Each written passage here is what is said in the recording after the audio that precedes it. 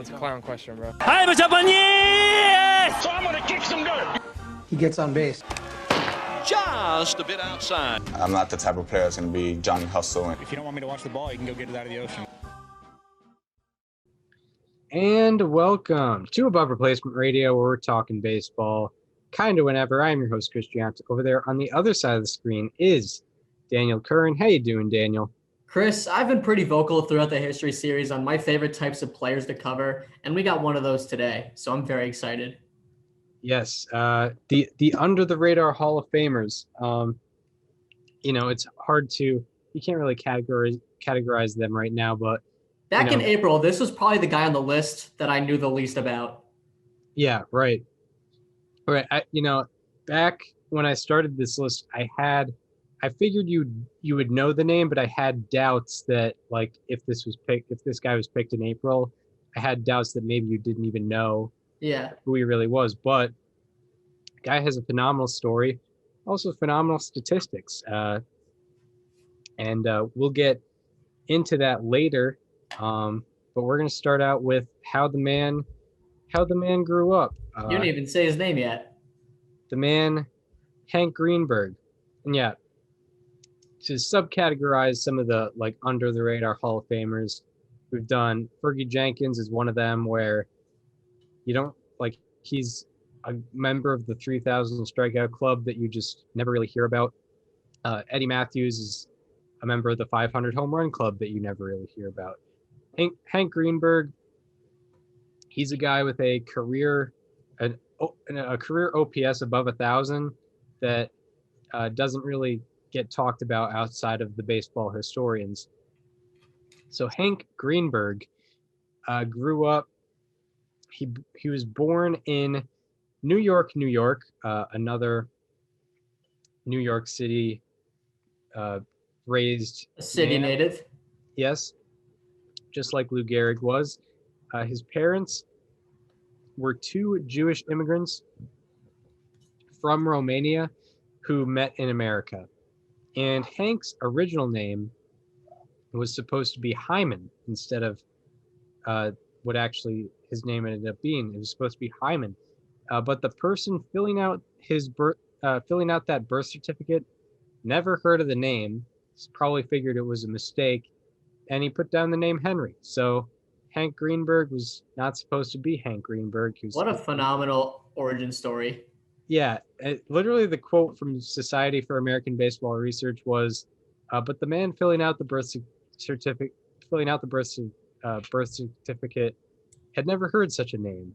So imagine getting named by some random guy at the hospital that's like, nah, I don't want that name. How about this one? Yeah, I mean, yeah, if you just simplified every semi-ethnic name, that would be pretty wild. Yeah.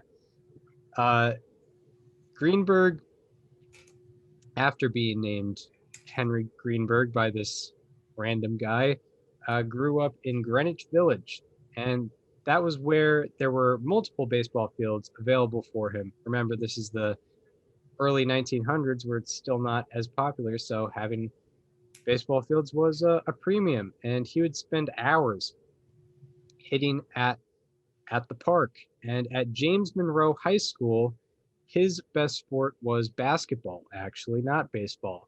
And he also, along with basketball, played soccer, ran track, also played football and baseball, of course. And he was not great at football, but the thing with Greenberg was he just tried out for the football team only to prove that he could play the sport.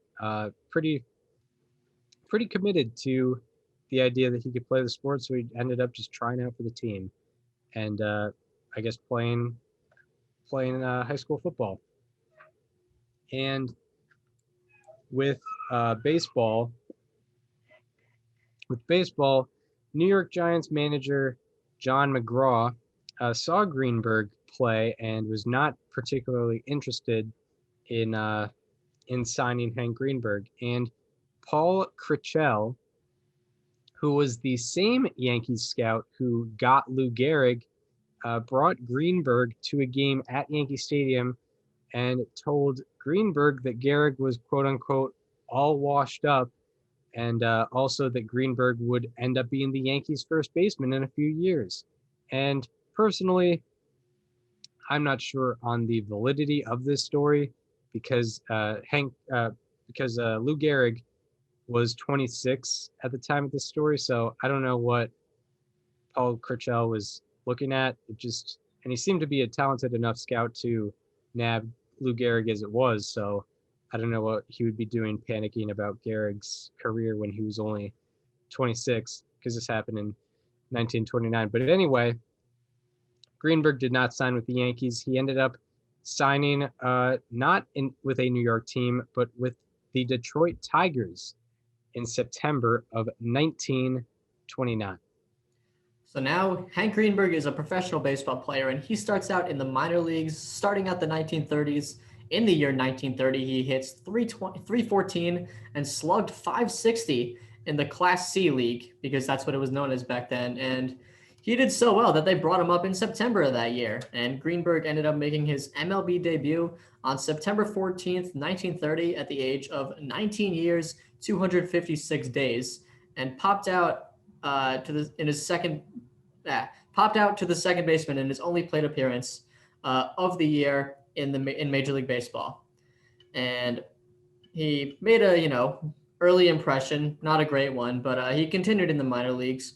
In 1931, he hit 318 and slugged 536 in the Class B League, and in 1932, he hit 290 with 39 home runs and a 573 slugging percentage in the Class C League.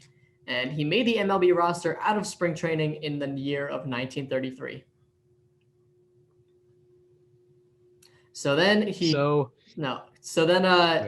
My bad. So he ends up going into his rookie season, and he did pretty well for himself. He became a full-time starter beginning on May 21st for the Tigers, and immediately he was reminded of his religious background. Of 1933, when Hitler was taking control of Germany, a tall, quiet man with sure hands and a powerful swing began his rookie season with Detroit. Hank said that every day of his career, he was called some name from either the opposing dugout or from fans in the stands. Sheeny, Pike, Mo, Pants Presser. Back then, bench jockeys would call Germans Krauts, Italians Wops or Dagos, and this was somewhat bruising, but as Greenberg said, hey, I was the only Jew. When Hank began playing in the minor leagues, another player from the South said, Hank, tell me you're Jewish. I can't believe it. And Hank said, why? And the other player said, because I had heard that all Jews have horns in their head, like the devil. However painful his isolation, Greenberg refused to follow the example of some other major leaguers by changing his name to one with a more acceptable sound. Raised an Orthodox Jew, he was deeply proud of his heritage and quick to defend it against all comers. American League managers would yell at him from the dugout derisively. Throw a pork chop past him, he'll never hit a pork chop. I felt awful sorry for Hank Greenberg. Oh, they used to give that Jewish boy a rough, tough time. Oh, they called him Christ killer and all that sort of thing. One day, Hank went into the White Sox clubhouse and challenged the White Sox team, saying, I don't like what you guys were saying to me, and I'm not going to take it. I want the guy that called me a yellow Jew SOB stand up. And Hank walked in front of all the lockers and looked back at all of them and left. The guy that said that was the luckiest guy in the world, because Hank would have killed him. So that's really interesting there, because, I mean, geographically speaking, when you think about, anti-Semitism and discrimination against Jewish people, you really don't think of anything that took place in America. So to understand that was happening in that country as well, it's pretty eye-opening to see what people were going through because of their religious choices. It's just that it gets kind of muddled down with everything else, because it wasn't, it was a bigger problem elsewhere, but it still was a problem to an extent here, and especially like Detroit, which was a very blue collar area. You just kind of heard those things, and you know, everyone. There were a ton of groups that were discriminated against back in the 1930s, and Greenberg was kind of the lone guy out there representing Judaism, and he was getting it from all angles. Yeah. But despite this did not stop him from playing well on the field.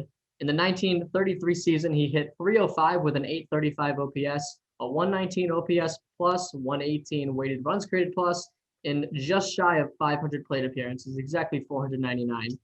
This gave him third in the AL in B-WAR and F-WAR among rookies. The Tigers went 75-79, finishing fifth in the American League. And after the season, the Tigers acquired two-time World Series winning catcher Mickey Cochran, who I swear to God gets mentioned on every single history podcast, who was appointed as the Tigers manager along with his position at catcher. So they hired him to be a player manager. We might as well have done a Mickey Cochran episode at this point. Like if we just clip together every time we've talked about him on other people's profiles, we've done a Mickey Cochran episode. Yeah, Mickey Cochran is a staple in like 1930s, 40s baseball. He's great. Yeah. Well, like Mickey Mantle was literally named after him. Yep. And he was a teammate of Jimmy Fox and Lefty Grove. Yeah, he was quoted in a Lefty Grove episode about his wildness in 1925. And yeah, he's a staple. Yeah, he gets mentioned a lot here on the history series. So now we get into a 2-year era where Hammerin Hank and the Tigers ramp it up. Both Hammerin Hank, the original Hammerin Hank, he gets it going. The Tigers start to get it going under new management. So in 1934 through July 13th, the Tigers were a half a game out of first place in the American League. After that point, Hank Greenberg hit .377 with an 1121 OPS and drove in 75 runs in 74 games, while the Tigers went 52-22 and did not trail in the American League on any day after July 13th. However, the pennant race was still in question on September 10th, which was a day that happened to be Rosh Hashanah, which was a day that Greenberg traditionally sat out. It's one of the high holy days in the Jewish religion. And this was the first time that Greenberg heavily considered playing on that high holy day. He ended up playing, and with the Tigers down 1-0 in the bottom of the 7th, he hit a solo home run to tie the game. And then, leading off the bottom of the 9th, he hit a walk-off home run. So I guess he did not regret playing on the high holy day. And later in the regular season, with the pennant wrapped up, he did not play on Yom Kippur or Kippur. Kippur. One of those two. Kippur. Yeah, and he did not play on Yom Kippur, as he usually did not. Pennant was all wrapped up, so he decided to sit that one out. Greenberg ended up finishing 6th in average with a .339 average, 3rd in OPS with a 1,005, 4th in OPS plus with a 156, and 3rd in weighted runs created plus with a 151. And Greenberg led the league in doubles with 63 That's doubles. a lot. He also finished 5th in B-WAR and 5th in F-WAR, and he finished 6th in the MVP vote. And his 63 doubles are the 4th most in a single season and remain the most in a single season by a player in their age 23 season or younger. How about that? And it is the only season in baseball history with 60 plus doubles and 139 plus runs batted in. How about that? It is also the only season in baseball history with 60-plus doubles and 20-plus home runs. How about that? And it is also the only season in baseball history with 60-plus doubles and a 1,000-plus OPS. How about that? And the Tigers went 101-53 and, of course, won the American League pennant. So now Greenberg is in the World Series. So in Game 1, he went 2 for 4 with a solo home run in an 8-3 loss to the Cardinals. So home run didn't end up meaning much. In Game 2, he went 0 for 4 with 2 walks in a 3-2 win. In Game 3, he went 1 for 4 with a walk and an RBI triple in a 4-1 loss. So he drove in the only run there. In Game 4, he went 4 for 5 with an RBI single and 2 RBI doubles in a 10-4 win. In Game 5, he went 0 for 3 with a walk and an RBI flyout in a 3-1 win, which The famous Tigers RBI ahead. flyout. Yes, the RBI flyout. There was no sac flies until, I believe, 1954 or 55.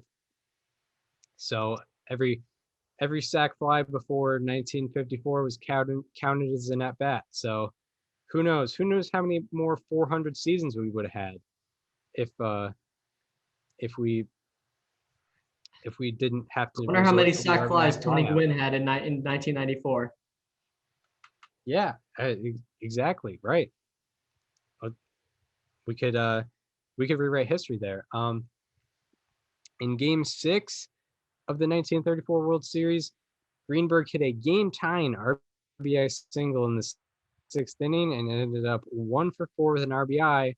However, the Tigers lost 4-3 to send it to Game 7, and in Game 7, he went 1 for 4 in an 11-0 loss, which lost the Tigers the World Series. But it wasn't Hank's fault. Hank Greenberg, throughout the series, hit .321 with a .978 OPS and 7 RBI in that World Series. So now on to 35. So in 1935, Hank Greenberg continued his offensive dominance. He finished seventh in the league in average with a .328, third in OPS with a 1039, third in OPS plus with a 170, and third in weighted runs created plus with a 158. Quite the discrepancy between those two there. He led the league in total bases, home runs with 36, and RBI with 168.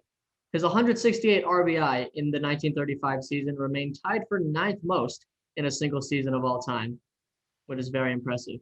He also finished 4th in B-WAR and 3rd in F-WAR. This won him the American League MVP. He also helped the Tigers go 93-58 to win the American League pennant. So now they are once again in the World Series trying to get vengeance from last year.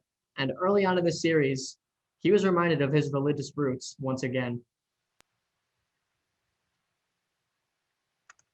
Cubs were on his case so hard, so offensive, that the home plate umpire, George Moriarty, stopped the game, went over to the Cubs bench and said, I'm going to clear this bench and throw everybody out of this game other than the 9 players playing if you don't stop it right now. Moriarty went over there to tell us to kind of keep our language down and don't use too many cuss words, otherwise I'm going to clean the bench out. He talked about how much it hurt his feelings to have people yell those things, but as a competitor, his reaction was ultimately anger that turned into determination to show them they didn't know what they were talking about. He turned. So Hank Greenberg once again facing the music because of his religious upbringings. And in Game 1, he went 0 for 3 with a walk in a 3-0 loss to the Cubs. However, in Game 2, he hit a 2-run home run in the first inning. But later on, when Greenberg was on base, he tried to score on a single, and he injured his wrist sliding into home plate. The Tigers won Game 2 8-3, but Greenberg wasn't able to play for the rest of the series because of this injury. But the Tigers ended up winning the World Series in 6 games. Not the way we would have wanted it to happen, but Hank Greenberg was a World Series champion. And I got to say, Chris, with the Chicago Cubs, they always talk about the curse of the Billy Goat and all these other things. Why doesn't anyone talk about this as the reason they were cursed? It's possible. Yeah. Maybe I always go back to when they blew an 8-0 lead in the 1929 World Series against the A's. That's a valid one too, but this was just this was a bet. This is a moral one. Yes. Yeah. Apparently it got pretty bad over on the north side. Yeah, it did. So Hank Greenberg now has got to follow up his 1935, but unfortunately it didn't go very well for him in 1936. He was hitting 348 with a 1085 OPS in 12 games that season, but he re-injured his wrist, and he did not play another game that season. So now we're on to another 2-year era where Hank Greenberg is threatening the record books. In 1937, Hank Greenberg finished 7th in average with a 337, 2nd in OPS with an 1105, 2nd in OPS plus with a 172, and 3rd in weighted runs created plus with a 164. And also to go with that, Greenberg hit 371 with runners in scoring position, and he had a lot of men in scoring position, which resulted in him leading the league in RBI with 184. He also finished 4th in B-WAR and 3rd in F-WAR, and he finished 3rd in the MVP vote. And his 184 RBI remains the 3rd most in a single season, and it remains 1 RBI shy of the American League record. And it is the only season in baseball history with 40-plus doubles and 180-plus RBI. Also, his 99 games with 1 or more RBI are the most such games in a season in the history of game logs. How about that? History of game logs goes back to 1901. And the Tigers went 89-65 and finished 2nd in the American League.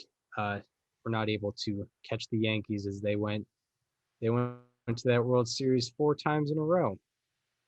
And in 1938, Hank Greenberg threatening the record books once again. He was 7 RBI away from tying Hack Wilson's single season record. And from July 8th to July 30th, Greenberg hit 15 home runs in 21 games. And after this run, he had 37 total home runs on the year and was on pace for 62 for that 1938 season. And in his next 39 games, Greenberg hit only 9 home runs in those 39 games, and he would need 14 home runs in 24 games to tie Babe Ruth's record and 15 to break that record. So after this 39 game stretch of only 9 home runs, in the 19 games after that, he hit 12 home runs, giving him 5 games to hit 2 home runs to tie the record, 3 home runs to break the record. And Greenberg did not hit a home run in those 5 games. And in the last game, the game was called due to darkness. And the umpire was apologetic to Greenberg, but Greenberg said, "That's all right, George. This is as far as I can go, too." And according to legend, this was on Society for American Baseball Research. This was on these, I believe, Sports Century documentary, something on ESPN. According to legend, this exchange happened immediately after Greenberg hit a ball off the fence, but Greenberg did this leading off the top of the 7th inning, and the Tigers and Indians ended up finishing that whole inning. So it wasn't like he hit the ball off the fence and then the game was over. They ended up finishing the whole inning, but that was the legendary story, was that he hit the ball off the fence, he reaches first, and then everyone goes home. But I doubt that really happened. Anyway, in 1938, Greenberg ended up hitting 315 with an 1122 OPS, 169 OPS plus, and 162 weighted runs created plus, and he finished 2nd in OPS, 2nd in OPS plus, and 2nd in weighted runs created plus. Greenberg led the league in runs scored with 143, walks with 119, and home runs with those 58 home runs. He also finished second in B WAR and second in F WAR, and he finished third in the MVP vote. And Greenberg may have had some extra motivation in 1938, think of how the world was shaping up to be back then. This is from Society of American Baseball Research. It says, Greenberg thrived despite the raging anti-Semitism that surrounded him at times. It was 1938, and I was now making good as a ball player. Nobody expected war, least of all the ball players. I didn't pay much attention to Hitler at first, or any of the political goings on at the time. I was too stupid to read the front pages, and I just went ahead and played. Of course, as time went by, I came to feel that if I, as a Jew, hit a home run, I was hitting one against Hitler. Most of that was from Hank Greenberg. The first sentence was an introduction to the quote.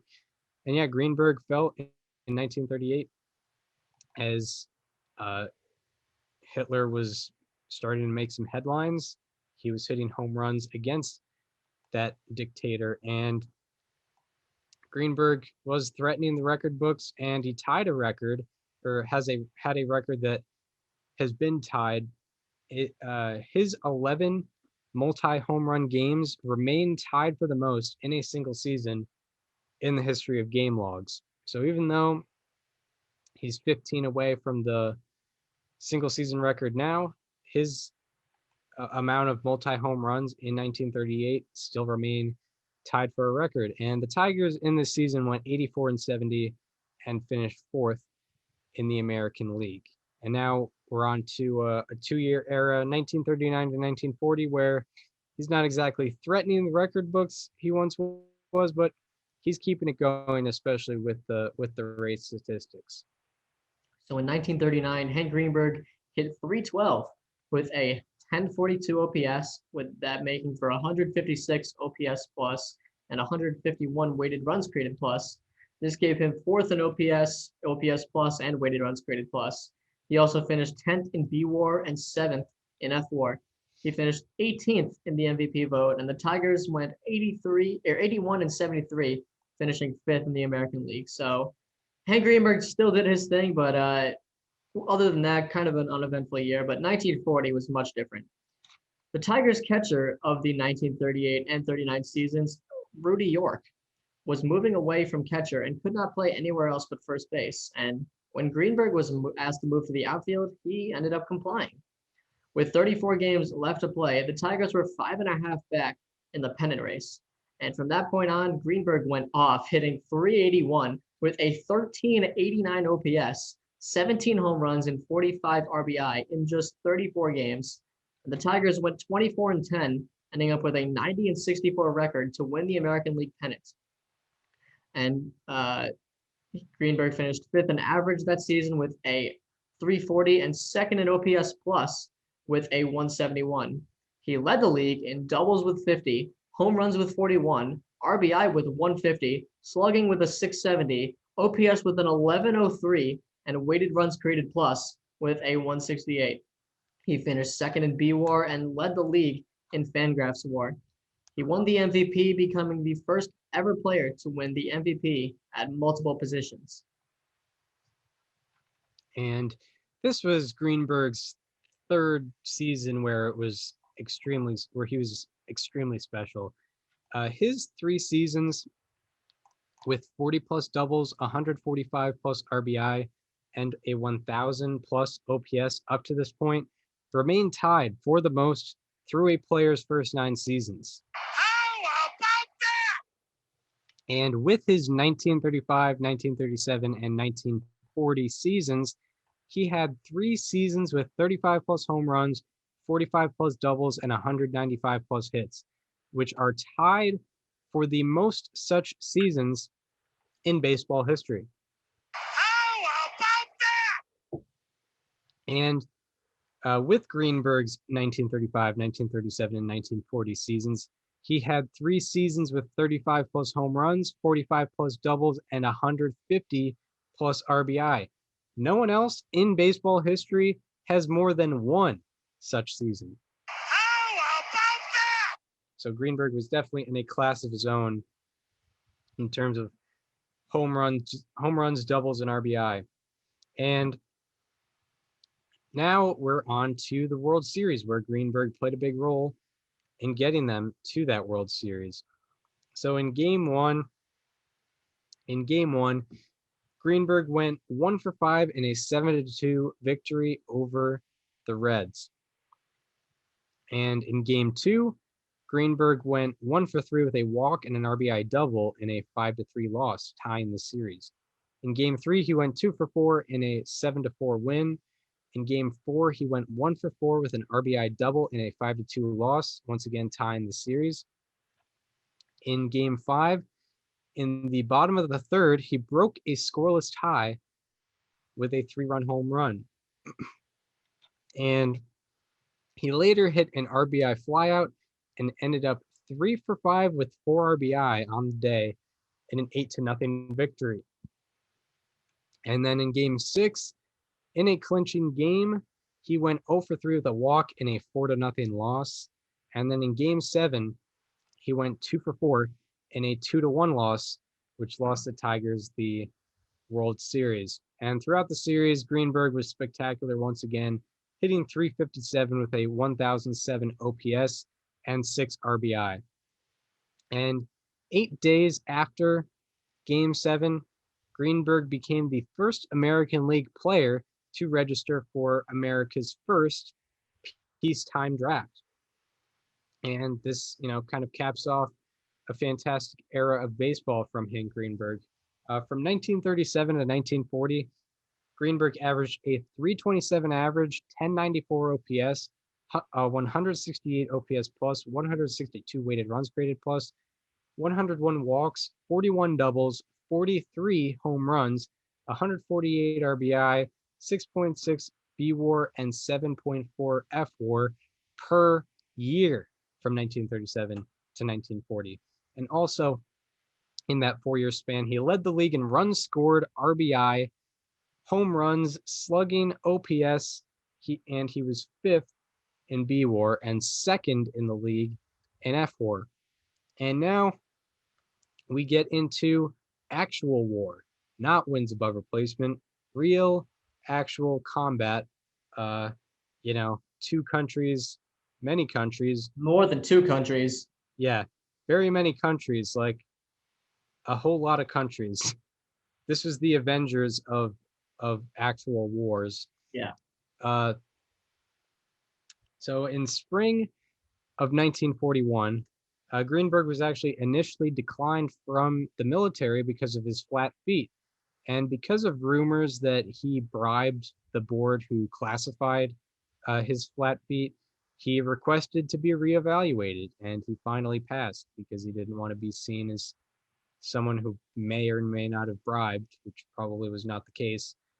Greenberg's farewell game was May 6th, and in his farewell game, he hit 2 home runs in a 7-4 victory over the Yankees. So, heck of a farewell game right there.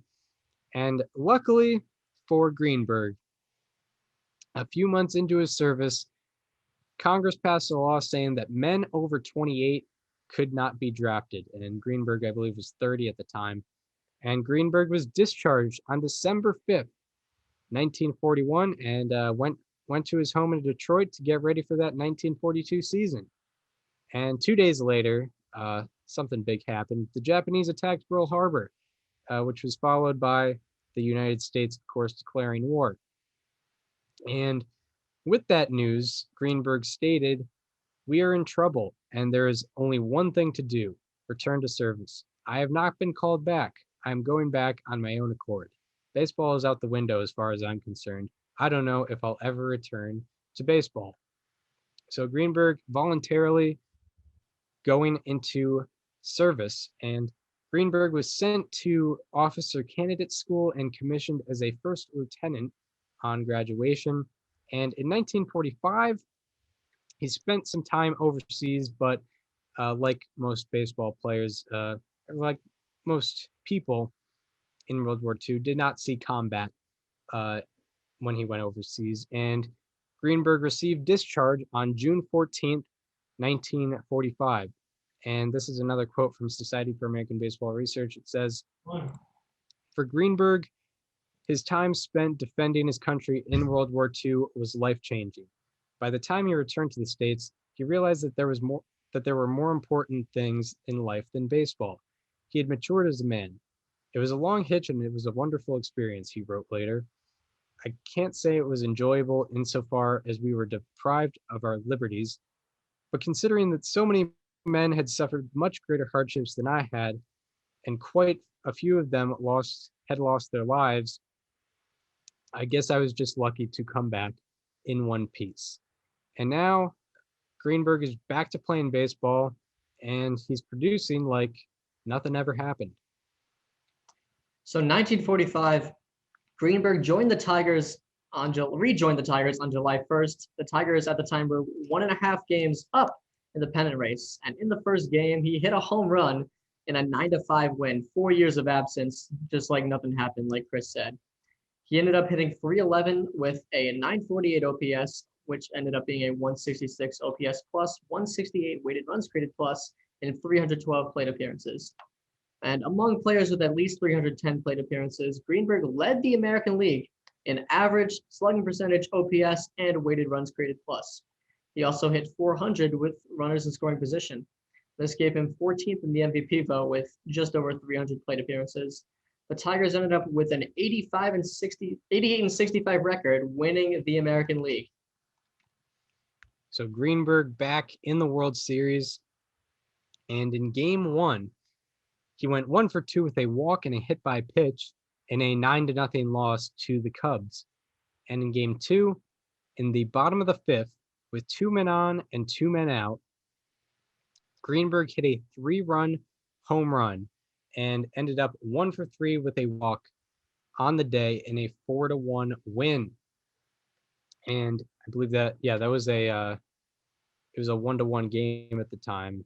So that was the go-ahead, pretty much game-winning home run of the series, or of the game.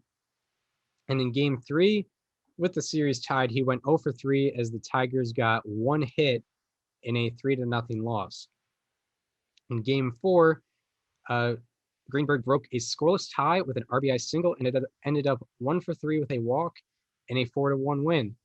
And in Game 5, while 0 for 2 on the day, and with the game tied 1-1 and 1 man on, Greenberg hit a go-ahead RBI double, and he was eventually driven in, and in his 2 following plate appearances after that, he hit doubles where he was eventually driven in, just like that previous plate appearance. And he ended up in Game 5 on the day, 3 for 5 with 3 doubles in an 8-4 victory.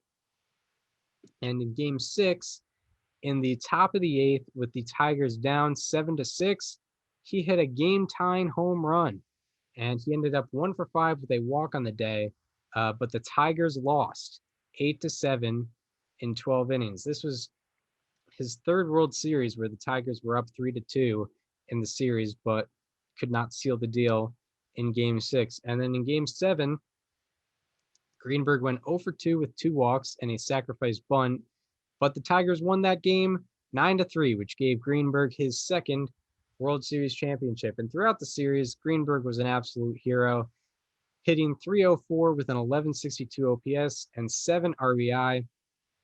And he had the most win probability added of anyone on the Tigers. So if there was a World Series MVP, Hank Greenberg was probably going to get that in 1945. And in Hank Greenberg's career in the World Series, he had .318 with a 1044 OPS, along with 22 RBI in 23 career World Series games.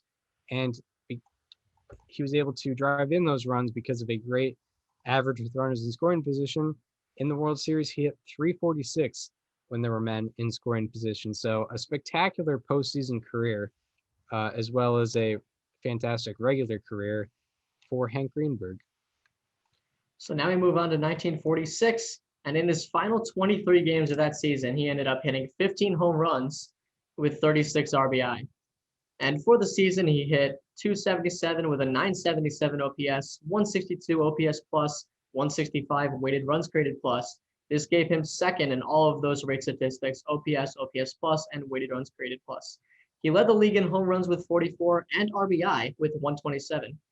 And this meant that he led the league in home runs and RBI in his last full season before the war, which was 1940, and his first full season after the war in 1946. And he went to war, so it's not like he was, he wasn't getting his. It's not like he was getting his reps in between that time. Yeah. And he finished third in B WAR and second in F WAR and eighth in the MVP vote. And this is the only season by a player in their age 35 season or older with 40 plus home runs, 29 plus doubles, and 5 plus triples. How about that? The Tigers went 92 and 62, really good record, but not quite good enough as they finished second in the American League. The Tigers felt Greenberg's best days were behind him, and Greenberg agreed with that in a way because he had spent a lot of time on the trainer's table in 1946. And on January 18th, 1947, Greenberg was sold to the Pittsburgh Pirates for $75,000. So in 1947, Greenberg, after the news of this, not really trade, but selling, I guess, Greenberg considered retiring before the season even started, not only because he was aging, but because Forbes Field, which was the home park of the Pirates, was not kind to right-handed hitters. And to entice him, the Pirates pulled in the fences and offered Greenberg more money to play for them. Greenberg ended up hitting 249, but with an 885 OPS, 132 OPS plus, and 133 weighted runs created plus. And Greenberg finished 9th in OPS, 9th in OPS plus, and 10th in weighted runs created plus. Pretty good for a guy who's sort of on his way out. And he also was able to lead the league in walks with 104. And although it was a relative down year for Greenberg, he made bigger impacts off of the field. This is a quote from Society for American Baseball Research once again. The biggest beneficiary of Greenberg's move to the National League was young Pirates slugger Ralph Kiner. Kiner had led the circuit in home runs as a rookie, but he was still a raw talent, undisciplined at the plate. Upon joining the Pirates in spring training, Greenberg immediately took Kiner under his wing, teaching him the finer points of what it takes to be a consistent slugger in the major leagues. He was the most astute student of hitting I ever knew, Kiner remembered about Greenberg later. And also, outside of Ralph Kiner and teaching him the finer points of hitting, in May, the Brooklyn Dodgers came to Pittsburgh, and Hank Greenberg told Dodgers rookie Jackie Robinson, quote, "Listen, I know it's plenty tough. You're a good ball player, however, and you'll do all right. Just stay in there and fight back. Always remember to keep your head up," unquote. And very big off-the-field impact by Hank Greenberg, even as he's on his way out. And the Pirates ended up going 62 and 92 and finished 7th in the National League. And Greenberg saw that the Pirates really had no direction at the time, kind of similar to today. And he retired after the season was over. It's interesting because I remember when I watched 42 in theaters, the Pirates were not an organization that was very kind to Jackie Robinson when he played against them.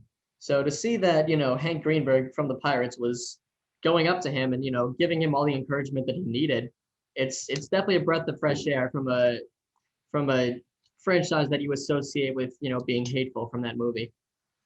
Right, exactly.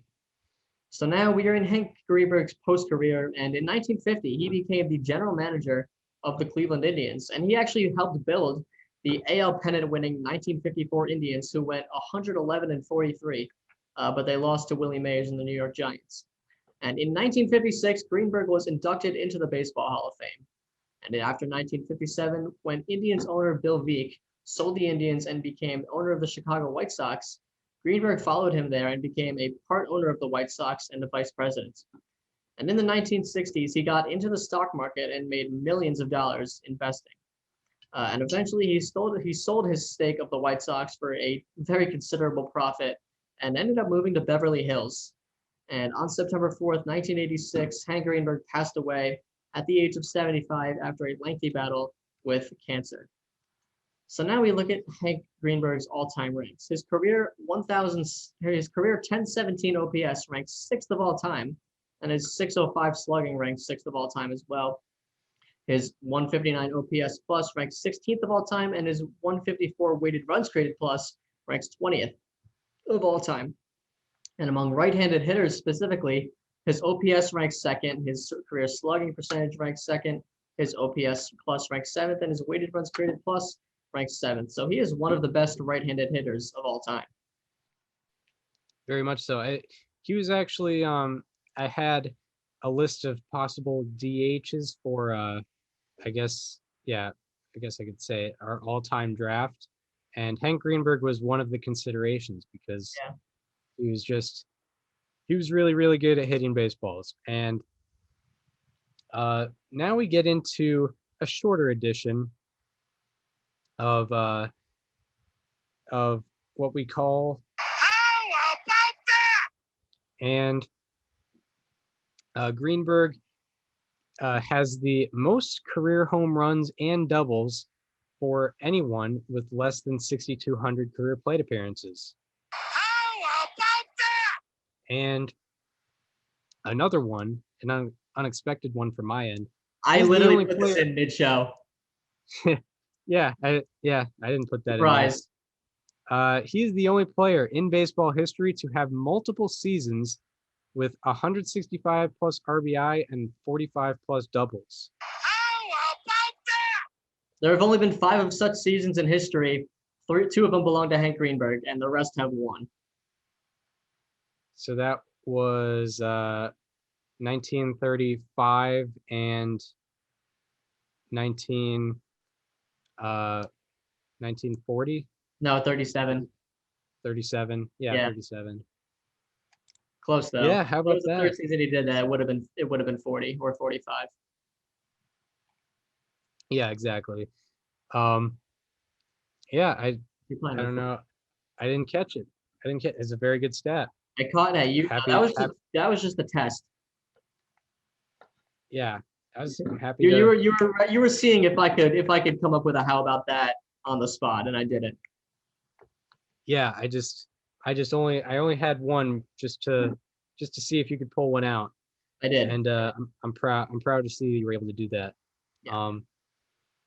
I just didn't catch it. It's bad on my part. But on to Hank Greenberg's legacy, which is also bigger than baseball. But first of all, Hank Greenberg was a fantastic postseason performer who played a big role in 2 championships.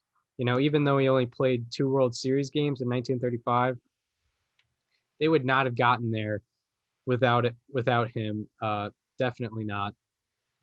Hank Greenberg also, just statistically, one of the greatest hitters to ever do it.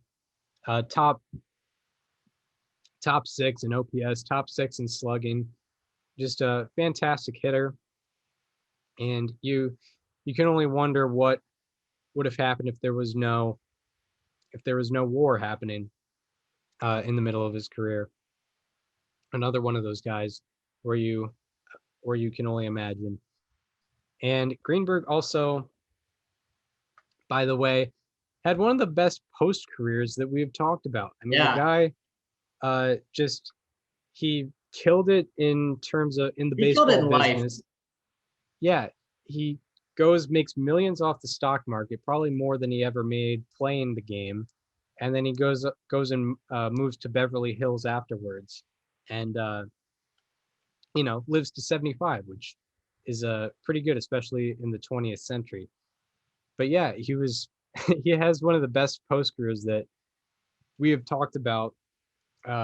He set himself up well after his career. Some of these players we've talked about didn't really do that, but Greenberg was really living it up after he hung up the cleats. And Greenberg also should be known as an absolute patriot who Yes. voluntarily served his country in the middle of his baseball career. And he was probably at the biggest risk of anyone too. Like he had not only did he have a target on his back for being an American soldier, but he had an even bigger one because of his religious beliefs. Yeah, absolutely. And like, he was a guy who pretty much volunteered to do it. Like you are risking your life of being killed in combat. I know he never went to combat, but if he was caught somehow, what was going to happen to him. Yeah, exactly. Yeah, that's true. That is true because if there was if the war went on longer, he was the guy that was already overseas. He might have had to see combat, and I can't imagine him being a POW in Germany. It as a would Jewish not man. have been, yeah, as a man of Jewish faith, wouldn't have gone well at all. And he still volunteered to do it. We've done multiple players who served during World War II. Ted Williams, we love the guy. He didn't volunteer whatsoever. He had to be basically forced into doing military service, and Joe DiMaggio was somewhat similar. Hank Greenberg had a way out. Like he had the opportunity Yeah. to not do it if he didn't want it to, but he was like, "No, sign me up for this war right now." Yeah, multiple ways out of it. He had flat feet, and he could have just not gone to get reclassified, but he went out and got reclassified, and then he was beyond the age of 28 when the war began, and he was still raising his hand saying, yeah, I would like to I would like to serve my country in a time of war. Very, very honorable, especially during that time. But yeah, I mean, that should definitely be remembered. And also, Greenberg was an inspiration to Jewish people and other discriminated groups, and he made a positive impact on Jackie Robinson when he was at his most vulnerable. Pretty much right in the beginning of that 1947 season, where not all the ballparks had seen the guy and were able to, if they were discontent with the idea of him being there, did not get that out yet. But Hank Greenberg got him in the middle of May, and gave him some much needed advice, because Jackie Robinson probably felt very alone at that time, and Hank Greenberg did his best to help him out in the time that he had with him. So that should be remembered. His inspiration to the Jewish community should be remembered, and of course, him being an absolute patriot who 100% voluntarily did not have to serve during wartime, but did, and passed up on a great baseball career to do so. So Hank Greenberg, it almost seems like he was bigger than baseball. Very much, yeah. Like, when you think of Hank Greenberg, you might not even think of baseball first. Yeah, I mean, like, there are plenty of all-time baseball players whose legacies go beyond the game of baseball. Jackie Robinson is the obvious one. Roberto Clemente, Hank Aaron, Willie Mays. Not only is Hank Greenberg overlooked as a baseball player, he's overlooked as an American hero. Yeah, absolutely. And yeah, like he was the first ever, Jewish guy that was, a star in baseball, and he overcame discrimination. And at the end of his career, he was very well liked, on the field. And that set up for someone like Sandy Koufax, who we've also covered. Yeah. But he was a guy of Jewish heritage who was able to thrive in baseball. But Hank Greenberg was pretty much the first guy to do that. I mean, I don't know if it would be in his bio, but he must be like the first Jewish baseball Hall of Famer, I would think. Sounds about I'm not right. sure if anyone else. I'm gonna look that up. First Jewish baseball Hall of Famer. Are they gonna have that? Yep, Hank Greenberg. Yep, there it First is. Jewish player ever elected to the Baseball Hall of Fame. So there you have it. Probably should have included that in post career, but Well, if you stay till the end, you got a surprise. How about that? Yes. That's why you got to listen to the whole episode. So yeah, Hank Greenberg, the first Jewish player elected to the Baseball Hall of Fame. So yeah, he was definitely the first Jewish baseball star. Opened up the route for guys like Sandy Koufax. But yeah, anything more that you got on Hank Greenberg? That's about it. Yeah, very I'm very glad you put him on the list. Yeah, this was one where when the name popped in my head, I was like, ooh, yeah, like we gotta do Hank Greenberg. Yeah.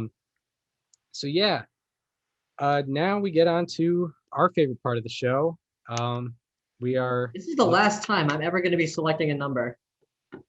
Yeah, I mean, like technically you can next week, but there's only one option. There's only one option. What's the point?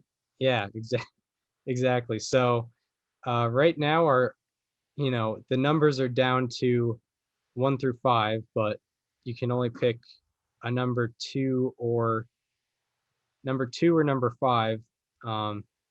Should I even go to I know the numbers. I'm just trying. I feel like by tradition I should pull up the list, even though I know STBNL. It's called the Google Doc is called STBNL Lottery, so that's already a throwback. Wow. All right, so yeah, we know the deal. We got to, the list used to be 30 players long. Now we're down to 2. So we got player number 2, player number 5. Which player are we going to be talking about next week? I feel so bad for whichever player just doesn't get selected after 29 tries. Yeah, it's like the last person in gym class. We're going to go with player number 2. Player number 2. I think you'll be kind of excited about this one too, because I've heard you point out the name recently in terms of underrated players. This guy had pretty similar rate statistics to Hank Aaron while Hank Aaron played. And, because he played in an era of such greatness, he kind of gets overlooked. And he was the first player to also, he's a World Series champion and I think multiple-time World Series champion. And I think he was the first player to win an MVP in multiple leagues. Next week, we're going to be talking about Frank Robinson. Yeah, that's right. Not next week, though. In 2 weeks. Oh, yeah. Yeah, 2 weeks from now. 2 weeks Frank Robinson is a sneaky all-timer. That man has accomplished everything. Like if you look at his baseball reference page on like the list of achievements, it just goes down so far. It seems like he won a manager of the year, he won a World Series, he won a MVP, he did everything. Yeah, he had the staring contest with the umpire. He did have the staring contest with the umpire. I love that one. He's one of the a Triple Crown winner too, back in 1966, I believe. He faced Tom Seaver in the 1969 World Series. Yeah, a bunch of playoff experience too. So yeah, there's Frankie R. Heck yeah. He managed for a ton he managed for 17 years. Yeah, this might be our longest episode because we got to go over 20 playing seasons and then 17 managing seasons.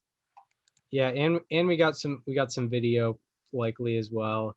And yeah, there's two people with their number retired by 3 different teams. So there's Nolan Ryan and then there's Frank Robinson. Actually, correct me if I'm wrong, but wasn't he the first black manager? Yes. Yes, he was. Big deal. So yeah, we got his a lengthy managing career too. Yeah, this guy was a baseball lifer. For sure. Yeah. That is a good one. So yeah, that concludes the Hank Greenberg episode. We were glad to do this one, and we hope you really enjoyed this one. If you are listening on Apple Podcasts or Spotify and want to watch the videos with us, go to our YouTube channel. It's called Above Replacement Radio, and go ahead and subscribe to that YouTube channel. If you want to follow us on social media, follow me on Twitter at Chris_Gianta, and follow Daniel on both Twitter and Instagram at Daniel_Curran, and follow the show Instagram at Above Replacement Radio. And we hope you enjoyed this Hank Greenberg episode, and we hope to see you next Tuesday where we'll be previewing the AL West, maybe another Division 2, and plenty more. And we hope to see you next Thursday where we're going to be talking about the 1998 San Diego Padres. See you